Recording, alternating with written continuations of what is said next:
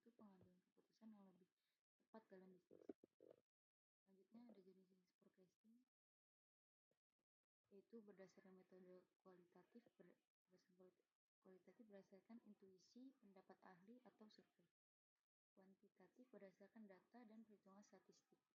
Selanjutnya berdasarkan objek, demand forecasting yaitu peramalan permintaan produk, sales forecasting yaitu peramalan penjualan, financial forecasting yaitu peramalan keuangan. Selanjutnya ada menyediakan dasar untuk perencanaan dan pengambilan keputusan, mengurangi ketidakpastian di masa depan, menentukan kebutuhan sumber daya seperti tenaga kerja, bahan baku, dan modal. Dan terakhir, membantu perusahaan menyesuaikan strategi bisnis. Selanjutnya ada manfaat forecasting, yaitu membantu menentukan tujuan dan strategi bisnis, mengoptimalkan penggunaan sumber daya, mengurangi risiko dan biaya akibat keputusan yang salah. Yang terakhir, meningkatkan efisiensi operasional dan profitabilitas. Selanjutnya ada struktur proses forecasting di RapidMiner-nya. Di sini saya sudah buat prosesnya, yaitu harga testingnya, dan ini untuk harga saham trainingnya. Lalu pilih sortnya, set row, windowing, linear regression, apply model, performance.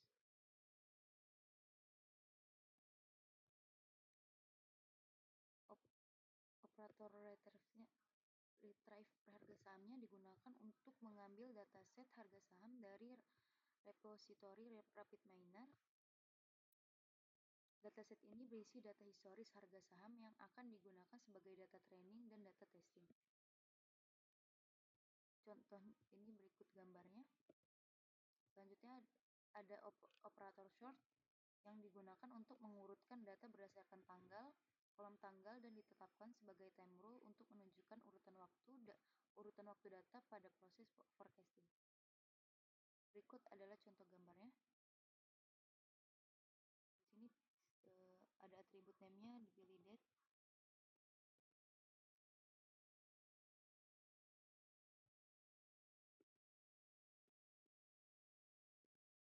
Selanjutnya ada set rule, yaitu kolom close ditetapkan sebagai label karena merupakan variabel target yang ingin diprediksi oleh model. Berikut adalah contoh gambarnya yang sudah saya praktekkan.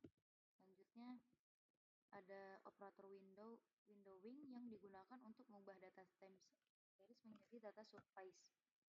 Proses ini memanfaatkan nilai harga saham pada beberapa periode sebelumnya untuk memprediksi harga pada periode berikutnya.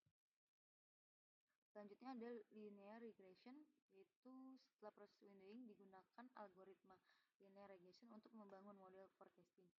Algoritma ini mempelajari hubungan linear antara data historis dan harga saham yang akan diprediksi. Ini contoh langkah-langkahnya.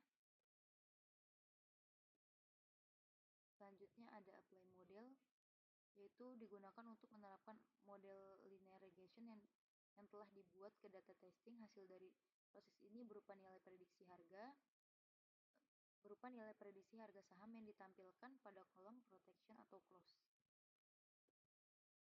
Selanjutnya ada performance atau evaluasi model. Tahap terakhir ini adalah evaluasi model menggunakan operator performance. Evaluasi dilakukan dengan mengukur selisih antara nilai aktual dan nilai prediksi menggunakan metrik error seperti RMSE dan MAE. Seperti yang ada di gambar ini. Selanjutnya ada result. Nilai RMSE sebesar 29,223 menunjukkan bahwa rata-rata kesalahan prediksi model adalah 29 satuan dari nilai sebenarnya. Tanda 0,000 berarti pengujian dilakukan satu kali tanpa cross validation. Semakin kecilnya RMSE, maka semakin baik akurasi modelnya. Berikut contoh hasilnya yang ada di gambar ini. Selanjutnya ini resultnya. Kesimpulannya adalah metode forecasting menggunakan linear regression berhasil terapkan untuk memprediksi harga saham. Model menghasilkan nilai RMSE sebesar 29,223 yang menunjukkan bahwa hasil prediksi cukup mendekati nilai aktual dan model memiliki performa yang cukup baik. Demikian presentasi dari saya. Assalamualaikum warahmatullahi wabarakatuh.